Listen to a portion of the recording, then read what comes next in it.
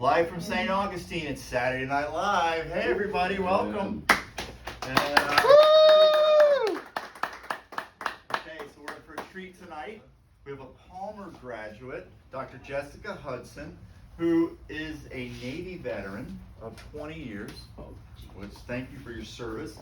She works with Blooming Bellies, does work with them. She also has a traveling chiropractic business in Jacksonville, Anchored Family Chiropractic. And she is working on her CACCP certification with Pediatrics. So please welcome Dr. Jessica Hudson. You were just all right. So I already talked to some people about this already. I'm going to wing it. So I knew for a couple months I was going to do this, but I had no idea what to talk about because the last few SNLs has been, you know, I've been in practice now for 4 years. And so I was telling some people about it. I'm like, there are going to be some really like experienced chiropractors here. Like, what do I say? They're judging me. What do I do? This graduate, right? Look at this. So it really wasn't, and there's been a lot of stuff going on too. And it worked out great because, you know, we talk about Innate and things like that. And, you know, I pray every single day. You know, I was saved last year. So I go to church all the time. I'm constantly in my Bible, and it's just been such a great thing for me. And so part of the reason why I wasn't prepared this time to talk, and you know, I've been to so many of these, and I know everybody here just about, so it's like I don't have to get up here and just talk about a bunch of stuff, right? Nobody cares, right? But everything worked out to be able to talk about what I want to talk about today because the last couple of months, so I've had an estranged relationship with my parents, especially my mom the last few years. And she and I are, you know, when you're exactly alike with somebody, you constantly do this because you're too much alike and nobody's gonna budge and everybody's stubborn. But she's out in California and she got sick. She had an AFib about a month ago, ended up in the hospital. And so she's out in California by herself. You know, she does have family out there. So me and my sister, me not talking to my mom, you know, we're like, we gotta get out there and go get mom. So my sister and I flew out there probably about, I think it's been about 3 weeks. And it's amazing when you just work on something so much within yourself that it doesn't matter what somebody does to you, especially like it's your mom, right? Wow. You're just like, I gotta go save mom, you know, this is your mom. So just everything just went out the window. And that brought me to the topic of forgiveness. And so forgiveness has been one of the things that I have been praying about like constantly. I love Steve Harvey, I love him. So there was a reel that I saw and a couple of videos of him talking to people about in the beginning of the year, you know, no New Year's resolution or anything like that. Get out a notebook and write down just anything your heart desires, anything you want from God, 300 prayers. That was a lot of prayers. I got to 101 and I was like, I don't know what else I could pray about, you know, can I pray my light bulbs don't go out, you know, just like little random stuff, I don't know. And part of that was to be able to have forgiveness in my heart for the people who've done me wrong. And that's a freeing thing, but it's so hard to work on because I don't know if there's like a part of us that thinks, okay, well, I'm gonna get this person back. You did me wrong, block, don't ever talk to me ever again. But the Bible talks a lot about forgiveness. And that was one of my prayers, was forgiveness, not just to be able to forgive my mom and have a, you know, some kind of relationship with my parents, but I prayed for that, and it helped me to just be able to forgive her and my dad and people who have, you know, been pretty hurtful and done some hurtful things. And when that happened, it started to open up a lot of things, open up my heart space, and it taught me to be more present with people, especially patience, and have patience with a C. So with that being said, my mom's never gonna change, you know? I just have to let her be her. And I puked it out when I was out there like, hey mom, you can live with me. So my family was like, you said what? You haven't fucking your mom this long? You guys are so much alike. You want her? I was like, well, yeah, I guess I can't take you back now, you know? So, but I felt like being in this place now where I'm at and working so hard on forgiveness and trying to be present and meeting people where they're at and being more compassionate and understanding has helped me to be like that with her in her time of need. She's had congestive heart failure for a while. She doesn't take care of herself. My dad left her like probably 15 years ago, and she's a miserable woman. Let's just be honest, you know? And so trying to help her in some of the things that she's said and done to me, we're just like, you know, at some point I just put the block up and said, no. You know, you're my mom and I'm trying to have a good relationship with you, but you're not gonna meet me where I'm at, so I'm done. And so when I was out there just communicating with her, having that forgiveness in my heart and opening up really, really helped me to be more patient and with her. And she was more receptive to things, you know, because she probably in the past would have been like, you want me to what? You want me to move in with you? I don't know. Because knowing how we are, but I guess it was probably the way I approached it was just welcoming to her, like, hey mom, here's this, I've got the space, I can take care of you, we can get you this, you know, like I had an immediate plan. It just like came out of nowhere, all within seconds. I was like, you can move in with me. And so she's like, okay. So I was like, oh wow, I guess this is happening. So now my mom's probably gonna be moving in with me by the end of the year. But I was happy about it because this is exactly what I prayed for. You know, I asked for that. I asked to be able to have a relationship with my mom, and then maybe I can help her, hopefully, get some kind of health back in her life and get her in a better place. You know, she's 66, she's still young. And, you know, it's just, there's more options. She's closer to her kids. It just seemed to work out better that way. So with that, another thing that I had noticed too was making a lot of mistakes. You know, when you forgive somebody, I started thinking, well, I probably contributed to some of those things, you know? So I would like to think that I could be forgiven by these people too. I would like to, you know, I'm sure I did something wrong. I'm sure I said something bad. I would love to be forgiven. So that was kind of one of those things too. And that led me to the next thing of gratitude.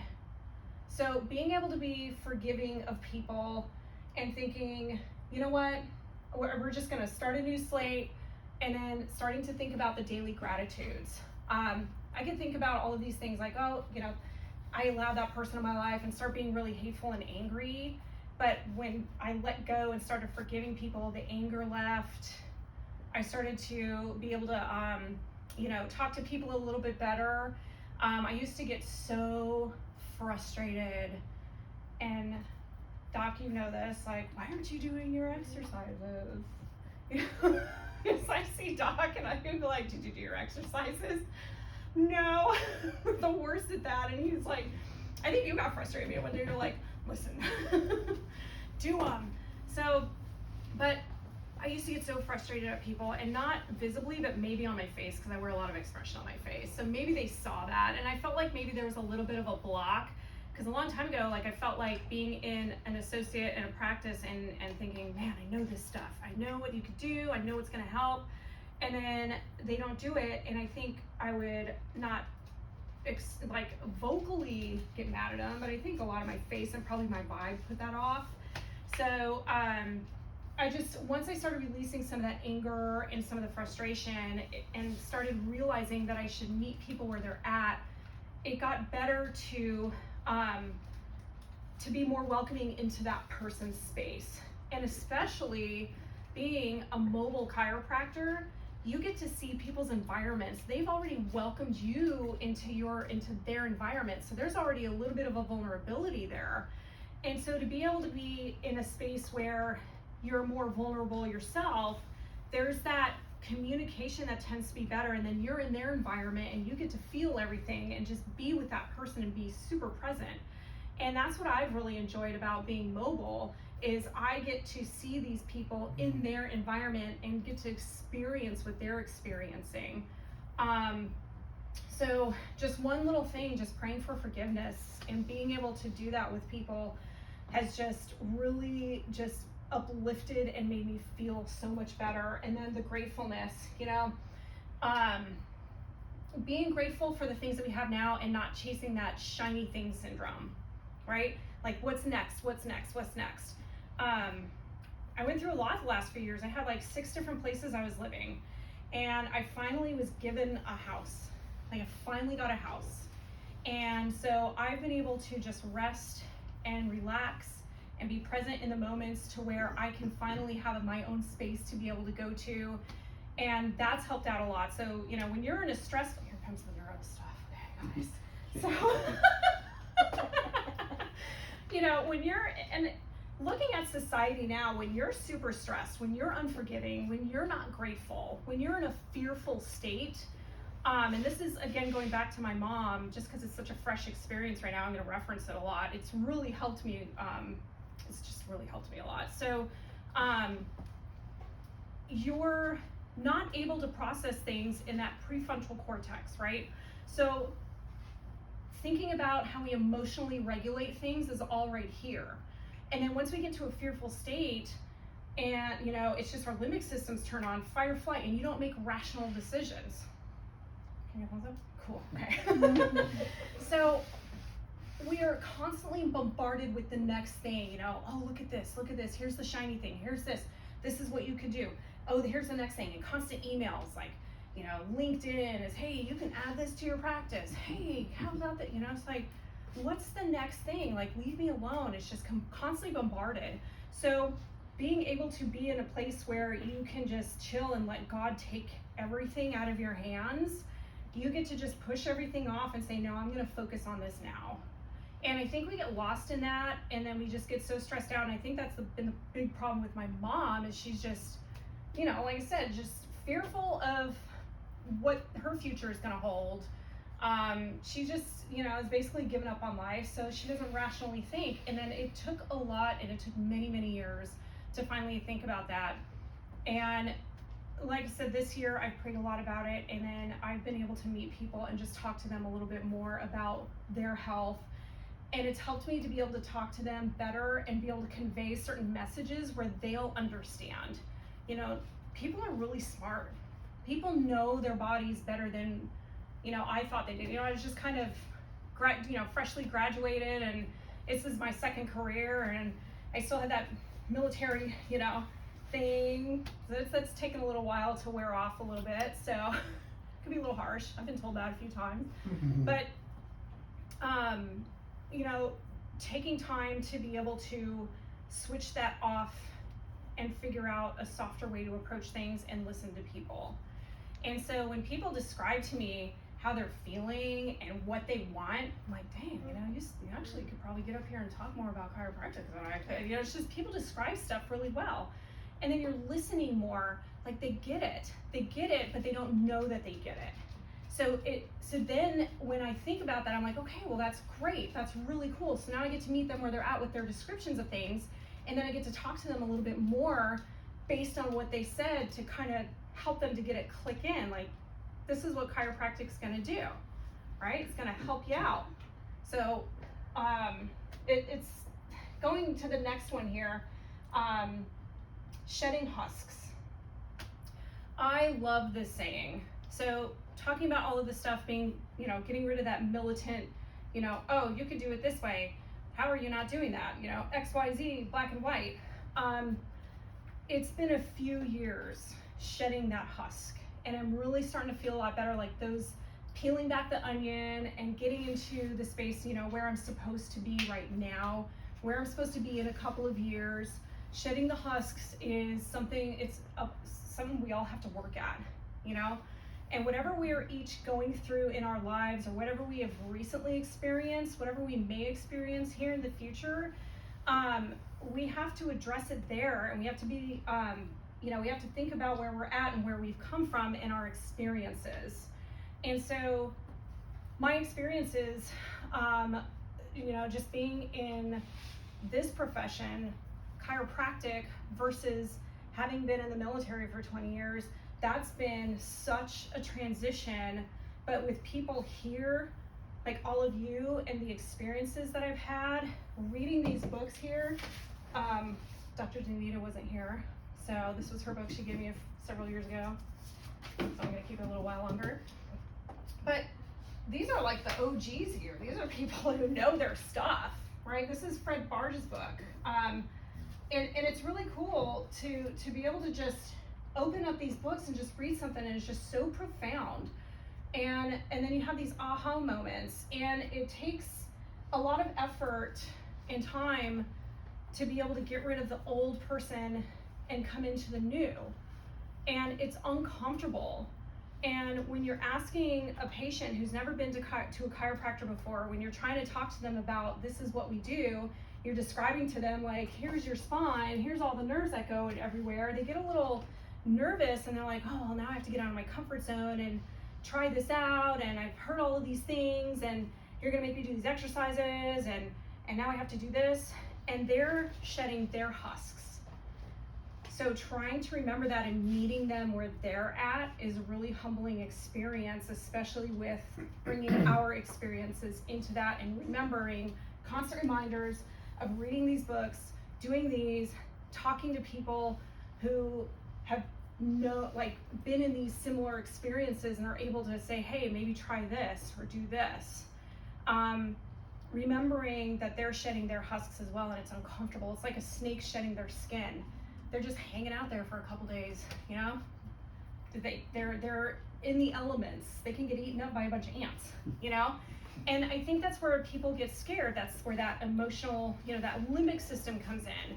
And that's where we, start to make irrational decisions. But then we have to remember our faith. We have to go to these books, and we have to just kind of get into a season where we're like, okay, I'm shedding my husk, I'm doing something new, I'm super vulnerable, I'm gonna get through this, but it might take some time.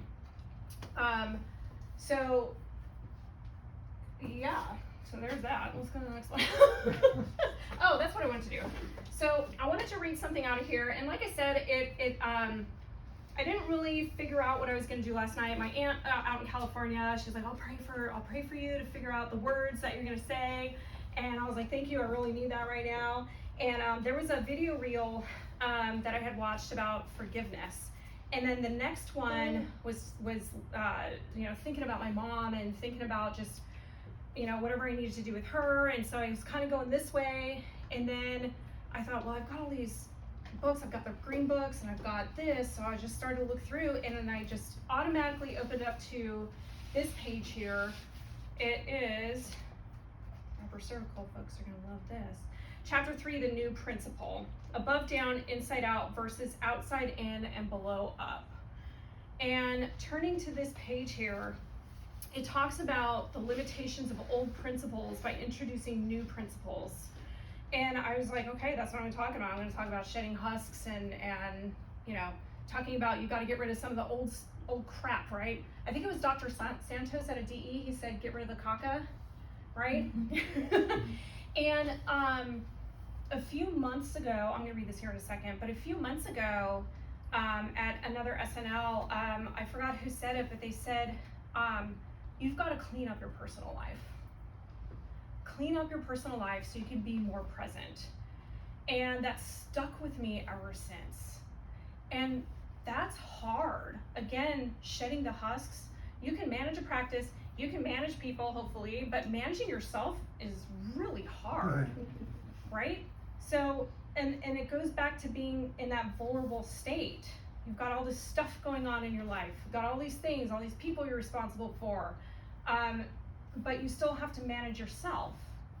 And so when he said that, I thought about, well, that's good because I've got a lot of caca I need to get out of my head, so I can be present. So I started thinking about those things, and forgiveness was one of them. What is it that I need to work on and clean up in my personal life? And at my church, we go through Bible studies, and this chapter that we're working through right now is Colossians. And that is, where are you? And it goes along with this. It was really cool how these work together. You have taken off your old self with its practices and have put on a new self, which is renewed in the knowledge and the image of its creator. And then going into this chapter, it says, he who seeks truth and factual progress for the development of mankind is a breaking plow. He denies and ignores stagnant customs and traditions. His task is to liberate man's mind and body, and this is in all caps here, from limitations of old principles by introducing new principles with greater possibilities. And here's where the vulnerability comes into, and it says at first he is misunderstood, maligned, censored, ridiculed, prosecuted, and persecuted because the masses have no breadth of understanding, vision, or ability to recognize new principles. And that doesn't even have to be like the masses, that could be your friends, you know? People come and go out of your lives, and if they see something new that you're doing and they're not even comfortable with it, those people are gonna leave. And so that's cleaning up your personal life too, getting rid of the caca.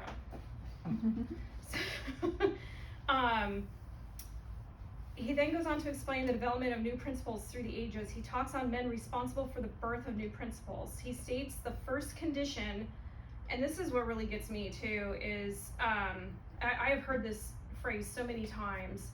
The first condition of establishing a new principle is a complete break with the old. And that comes right out of that verse out of the Bible. I don't know if Fred Barge was, you know, a godly man. I don't know if he read the Bible, but how did he know that? You know, that's all right there. You know, and I pick up all these books, you know, these self-help books like Jordan Peterson's 12 Principles to Life, and this other like Finding Her book, and then The Mountain Is You, and just all of these things. But you know, like, it's your fault. So, but then I go to these books, and then I just open up the Bible, and everything is in there. Like, everything is there. That stuff wrecks me. And so I have these tabs in these books, and I have 5 books that I've gotten through like the 3rd chapter. I'm like, I'm almost done with your book though, so good job. His book is Don't Accept Your New Normal, but you know, we're talking about shedding the husks and stuff. I know what you mean, but that's also been helpful too. Talking about life experiences with people, and in a physical sense, you know, don't accept that, you know, oh, I'm so broken, I'm broken. No, you're not broken, you know? Well, in a sense, we're all messed up, we're all broken, but we can work on being better and getting rid of that mentality so that way we can work towards, you know, something different. The third thing, one of the things that, you know, there's a whole slew of stuff that ever since he said, clean up your personal life, having that forgiveness, which turns into thinking about gratefulness and the things that you have right now instead of chasing the next best thing, the next win. Well, I'm doing this, I'm doing great, but I could do this, you know. Hey, I'm doing this great, I'm just gonna let time do its thing, you know, God's got my back. Is discipline. I think you can have all of these things, but you've got to develop the discipline to be able to execute what you need to do next. And that goes back to managing and shedding husks and getting rid of the old habits, is developing new habits. And talking about stuff like that and baby steps with people, you know, hey, you don't have to have a gym membership. Oh, I just can't do it. Like, oh, well, let's try this, you know, just baby steps. Let's develop this new habit, try to wake up at such and such time. And you develop those habits over time, and then eventually, like, if you reach that one person who's actually gonna do it, or I've been doing my exercise, I have. They start to change, and then they start to introduce other things to get that discipline in there. But waking up at 5:30 in the morning and having to do something, you know, you sit down like, okay, what's my schedule looking like for the day? Who am I seeing? Which route am I gonna take? You know, all that stuff. And then having to make yourself go to the gym because you have to be physically fit to do your job, right? And you have to think about all of these things. So that in of itself is part of introducing new habits and new principles to be able to, you know, have this new kind of life that you're stepping into. And like I said, it's been a few years, but I've learned a lot in this last year, and especially these last few months, which like I said, has helped me reach some of my patients and helped me to be better towards them, and you know, being able to talk to them about chiropractic and what it can do, and just their lifestyles, and going into their homes is so humbling for me. I love it. It's so exciting, and you know, it's awesome. And so yeah, the discipline part, there was a phrase here that I wrote, something has to die in order to create something fantastic within yourself. And again, going back to cutting off, like completely severing that old person, it's gotta die. The old stuff's gotta die. Getting rid of the crap. And even if that involves people that you've known for a long time, they're bringing you down, they gotta go. Well, I've had some people that I thought were friends for a while and they're gone. You know, they're just, well, we don't like it. You go to church too much. Somebody said that to me. You know, I invited them to church a couple times and they're just like, no, that's just not really my thing. I was like, and then they don't talk to me anymore. I'm like, okay, fine. You do you. I'm gonna let you do what you gotta do. I'm not trying to control any situation. I'm not trying to chase after the shiny thing and have all of these, people running around like, hey, Jessica this, I don't need all the likes and crap like that. I don't need it. So, but yeah, so again, I would say maybe a takeaway from today, for me anyway, would just be if there's something in your life that's just kind of been eating away at you, where maybe somebody in the past, maybe several years ago or something, just said something. It doesn't take anything to pick up the phone and say, hey, look, did we really have to fight about that? Even somebody in your family, only if you want to, if you really, yeah. There are some people we could probably live without, but thinking about the forgiveness and especially the gratitude, being grateful for where we're at and the things that we've been given and the things that we get to do every day. I think that's pretty much it for me. Trying to think of anything else. Yeah, that's my wing it. So.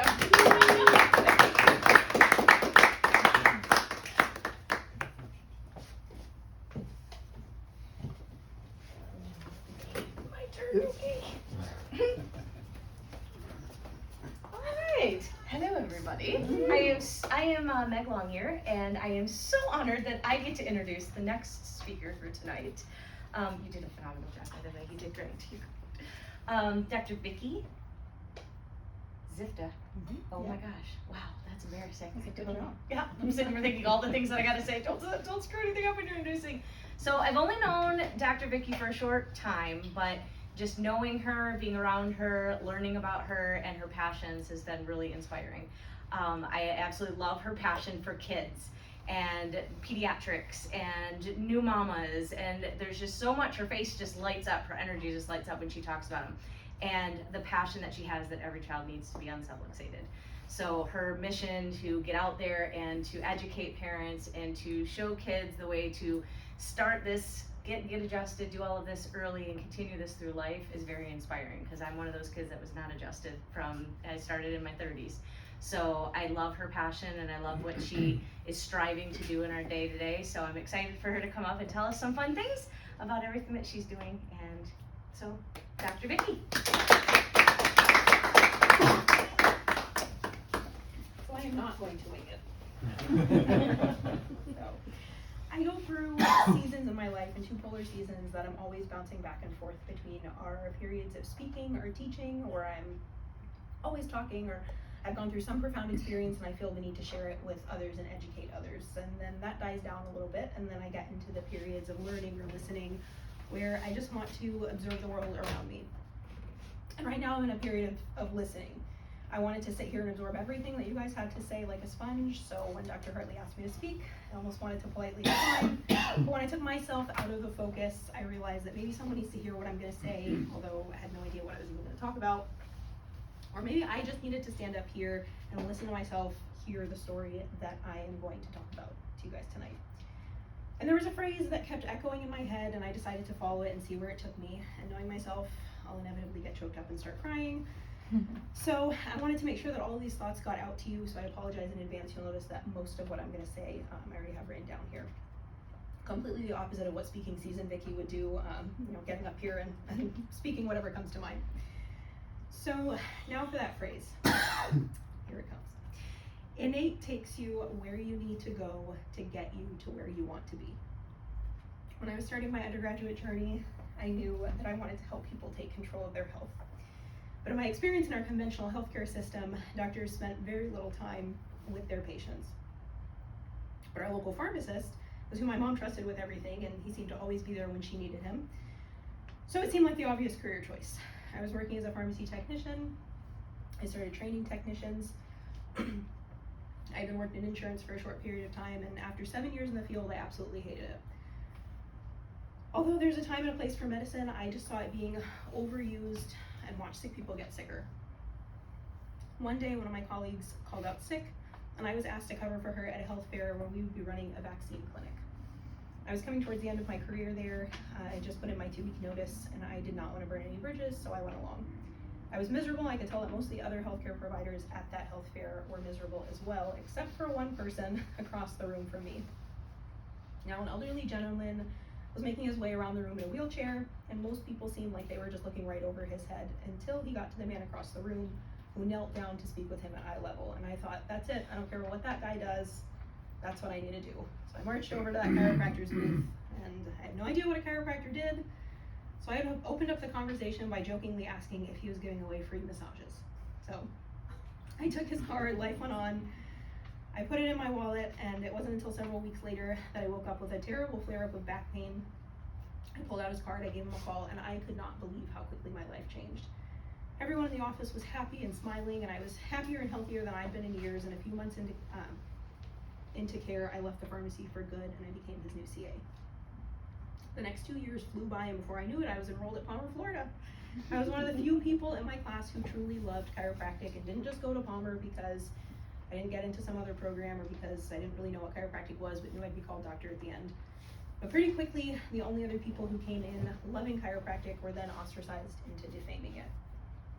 By the start of my second quarter, I was longing for like-minded people to learn and grow with.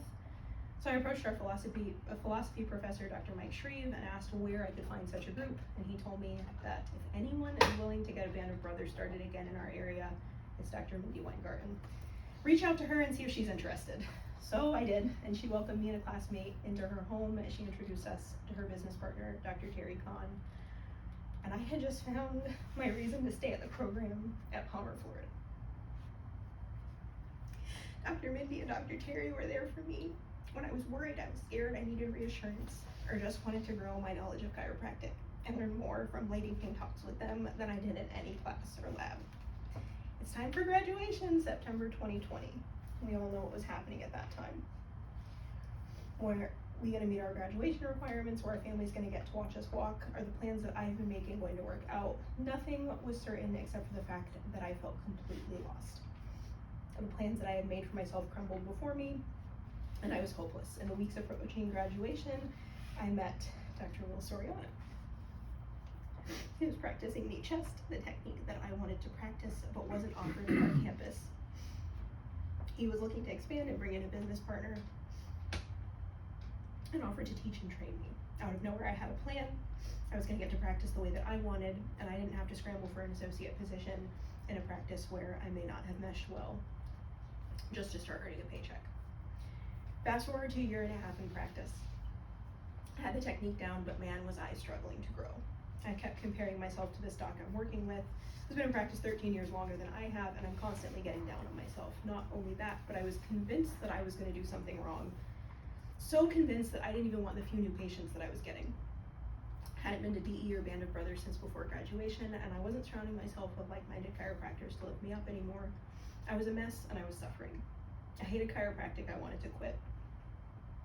Now, what I haven't mentioned up until this point is that halfway through school, I went through a really hard breakup, which led me to meeting my now husband. The condition of me dating him was that he had to come to DE and he had to love it, and he did. And he's now Facebook friends with some amazing docs. He's in all the Facebook groups. He's always encouraging me with what he's learned. And so one random Saturday, we were sitting at home and he said, "There's a Saturday Night Live tonight. Why don't we go down to mom and dad's? His parents have a house just down the road. I'll drop you off, take the baby out for a little bit, and then I'll pick you up." And I said, okay, well, that's random, but why not? We're not doing anything else. And it was at that SNL that I met Dr. Meg Longyear. She was speaking, and I felt bad for everyone else in the room because I swear that God was talking directly to me through her. I connected with her that night and started getting under her care, getting neuro-emotional technique, and I started to clear the cobwebs and shed the fear. And she reconnected me with Dr. Danita Hagee, who gave me the most loving reassurance that I was doing my part and living in fear was only gonna make things worse for me and my family. So if we look back at my story, it's filled with ups and downs. And we can be so happy in the ups, but we can also let the downs drag us into the mud. but what I've noticed is that the downs are not really downs, they're detours. My life is a work in progress, never to reach perfection, because as Dr. Sid said, the ripest fruit spoils first. But if my journey has taught me anything, it's that just like the detours around the construction zone, Innate takes you where you need to go to get you to where you want to be.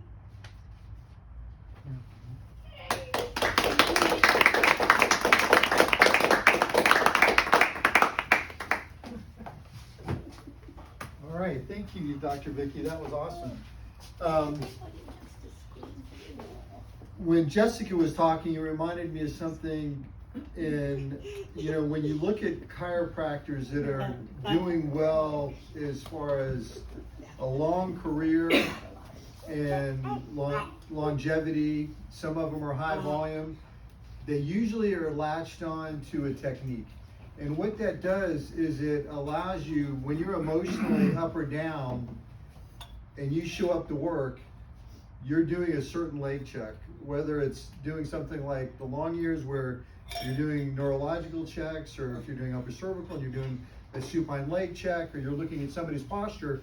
It gives the doctor something to focus on, and then it gets you in the zone, and you know exactly what you're going to do, and you get good at it. And when you look at these people that are really technique oriented, like Joe was telling some stories about his dad a couple months ago, as his dad started to lose health, he was really not very nice to the patients, and he wasn't in necessarily a good mood all the time, but he knew that he was doing that leg check, and he knew exactly how he was going to deliver the adjustment, and the patient got exactly what they needed and walked out healthier than when they came in.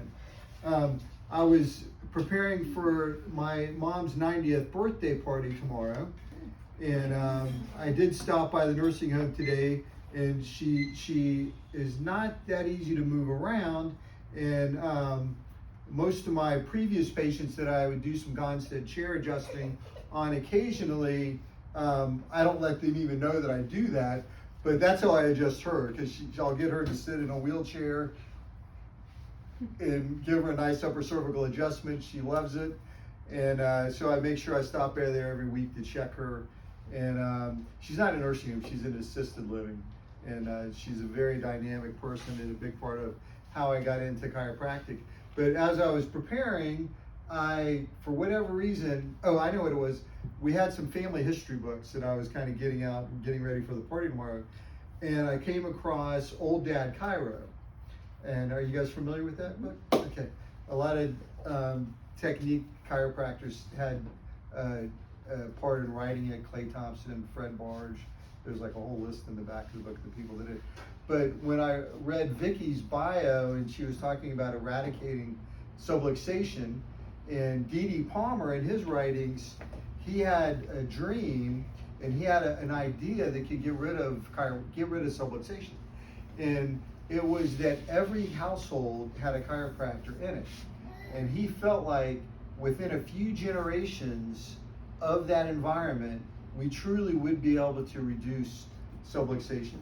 So when you see families like the Ocursos, and my daughter's in chiropractic school, that is something we still strive for.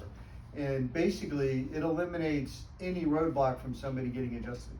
Imagine if every single household had the ability to deliver an adjustment. That would be really something else. So that's what I got out of this weekend so far. And on the 23rd of September, we have Dr. Eddie Martinez, the past president of the Florida Chiropractic Society. He's also a Kale upper cervical doctor like Dr. Vicki, and it kind of goes in with what I was talking about. People that are family oriented, philosophically oriented, tend to be orientated toward a technique that is working on eliminating subluxation. And so we'll put Dr. Martinez in that group. Hopefully everybody out there can make it. And that's it. It's been live from St. Augustine. It's been Saturday night.